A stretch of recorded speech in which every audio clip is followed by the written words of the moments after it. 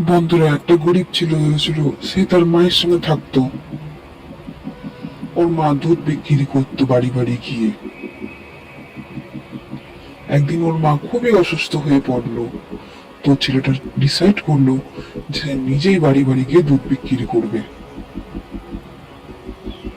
সে রাস্তায় একটি কুকুরকে দেখতে পায়। কুকুরটা খুবই ক্ষুধার্ত ছিল। সে একটি বাটি করে দুধ নিয়ে তাকে খাওয়াতে আসে। বন্ধুরা, আপনারা যদি মাদার নেচারকে ভালোবাসেন তাহলে আমার চ্যানেলটিকে নিশ্চয়ই লাইক অ্যান্ড সাবস্ক্রাইব করবেন প্লিজ। সেখানে হঠাৎ শিবজি আগমন হয়। শিবজি ওর এই কাজে সন্তুষ্ট হয়ে তাকে একটা বরদান দেয়। সে এক কলসি মোহর দিয়ে তাকে চলে যায়। সেই মোহরটাকে নিয়ে সে হাসি খুশি বাড়িতে ফিরে আনে এবং তার জীবনের সুখ আনন্দে ভরে যায়।